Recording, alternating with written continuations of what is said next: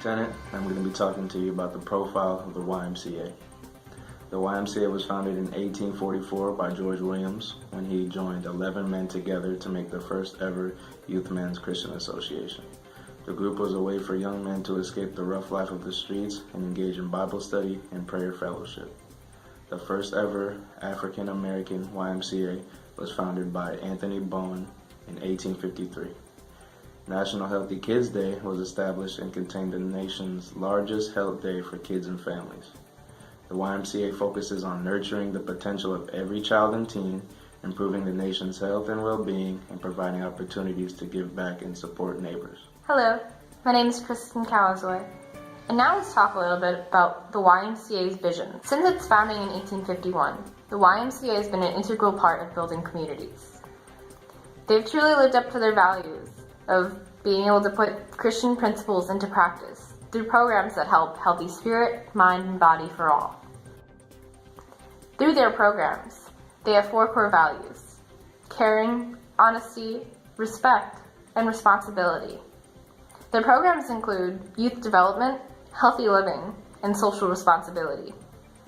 These all provide vital tools towards building and fostering creative development within communities. Hello, my name is Randall Cooper, and I will be discussing the major stakeholders. As stated earlier, YMCA being a large non-for-profit, the internal and external stakeholders combine to make up the charity's major stakeholders. Internal stakeholders being the employees, managers, and owners, while external stakeholders being suppliers, shareholders, and customers. This means without one another, the charity will not operate the same. Now that we have discussed our stakeholders, the next topic we will discuss is the company flowchart. Isaiah Garcia. My colleagues already talked to you about the YMCA and how it's grown over the years, but I'm sure many of you are still wondering how the company works and how it helps people like you and me. So first and foremost, the YMCA scouts for locations where it deems it can help out those communities. Once it finds a community that it thinks is suitable, it sets up a center in that neighborhood. And once a center is established, then the company has a place to centralize its activities, and it sets up programs that can help out that community. My name is Lydia Witten. Now, we've just seen how the YMCA USA functions on a more regional, local level. We're going to take a step back and examine how it functions on a national level. The YMCA USA is run by a board of directors. Currently, the president of the board of directors is Kevin Washington. Now, the board of directors oversees all of the activities of the 6 groups in the upper administration that essentially run the YMCA USA. The 6 groups are as follows: Association Advancement, International, Knowledge Management, Leadership Development, Membership Program Development, and Organizational and Management Consulting. Now, what's unique about the YMCA is that each individual facility maintains a certain level of autonomy, and that they are allowed to choose and select the programs that best suit their community's needs. This doesn't mean that they don't have a voice on a national level. For each community, and YMCA is allowed to elect members to sit on a national committee to represent their voice in matters like employee benefits. And the industry the YMCA the USA is in the recreation, facilities, and leisure clubs and facilities industry. The industry includes amusement and theme parks, arcades, and cultural institutions such as museums and zoos, gambling casinos, and other gaming businesses, and sports and recreation facilities. Some of the competition that they face are Bally's Total Fitness, Gold's Gym, Equinox, 24-Hour Fitness, and Planet Fitness. Being a non-profit organization, the YMCA has to consider its competitors gaining clients through purchases of supplements and other forms of enhancers. Through the industry overview, it's going to provide some context for Porter's 5 forces, which are as follows: risk of entry by potential competitors, bargaining power of buyers, bargaining power of suppliers, fear of substitutes, and intensity of rivals. All of which in this industry have high scorings. This means it's going to be very difficult for a business to set up establishment, obtain and maintain customers, while still having a competitive edge. Risk of entry by potential competitors is a good place to start when you're talking about these. As a quick statistic, between the year 2013 and 2014, we saw a 6.4% increase in the industry. Now, while it's good for customers because it means they have more options, It's not necessarily good for those within the industry because it means they're going to have more competition. Bargaining power of buyers. I always like to begin with an example of an industry that has a low rate of bargaining power for the buyers, and that would be airlines. So with that being said, think about it in terms of the health, recreation facilities industry. When a buyer has high power, that means that they have a lot of sway within the company when it comes to programs and prices. Bargaining power of suppliers. To further talk about this, I think it's pretty simple to say that a gym doesn't mean just equipment anymore. It means consulting firms. It means hiring market research firms to figure out what customers want. Threat of substitutes. As I mentioned before, the market is becoming oversaturated. If you don't like your gym that you currently go to now that has a $45 membership, there's a Blast Fitness down the street that only charges $10 a month. There are so many options for customers out there, and it's becoming increasingly difficult for those within the industry to compete. Again, this leads into the fifth force, which is intensity of rivals. Because of the options, customers don't have to settle for one particular gym, one YMCA, one Blast, or one 24-hour fitness. And now we're going to take a look at the YMCA through a macro environment lens, which has a primary focus on the overarching economic factors surrounding an industry. So rather than focusing on the specifics, we're going to be looking at things like employment, economic well-being, and individual well-being. The well-being of a country plays a big role on the success of businesses within that environment. In the past few years, we've seen significant decreases in the unemployment rate. The unemployment rate declined 1.1 percentage points over the course of 2014 to the lowest point it's been in over 6 years. We can see that the unemployment rate has consistently lowered since 2010, which is good for building our national economy.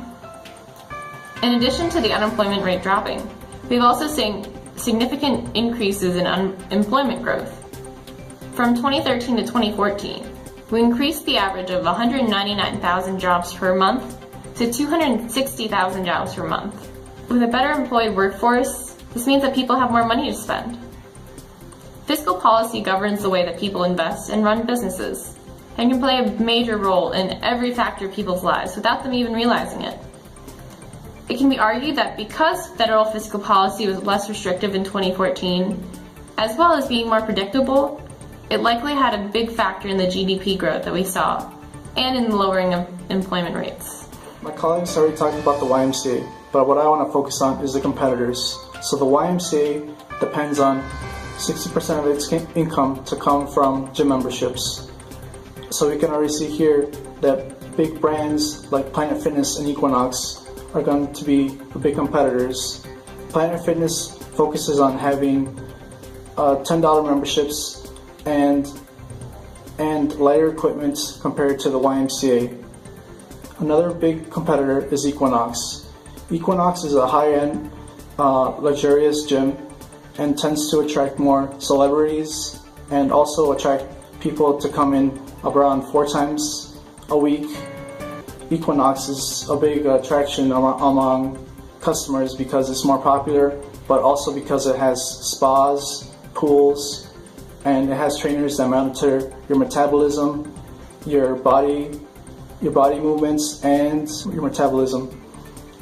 So we can already see here that the YMCA has tough competition because it has to compete for both customers in the lower end and the higher end. We first want to provide a little bit of context by defining the value chain and then looking at how it's implemented in the YMCA of the USA. The value chain consists of research and development, production, marketing and sales, customer service, as well as other supporting activities. Like the name suggests, the value chain is how a company adds value in different aspects of its business. The YMCA, via the research and development portion, adds value through its well-researched strategic plans. Next element is production. Now, since the YMCA doesn't deal with specific tangible goods, its production is considered its services and programs that it offers to the community. Manufacturing and sales adds value to the company in that it helps rebrand the YMCA to newer generations and different audiences. Lastly, the YMCA adds value in the customer service area by developing a culturally diverse, well-trained, competent staff. Looking at the SWOT, a strength for the YMCA would be the variety of the programs. A weakness would be the social media and internet use. Opportunities would be year-round camps, and threats would be businesses with better workout programs. And an occupation and recreation and leisure clubs industry is a fitness instructor. Now we will take a look at the health of the YMCA. We can see this by looking at program ratios. We're going to use 3 ratios: program expense growth, the working capital ratio, and liabilities to assets ratio.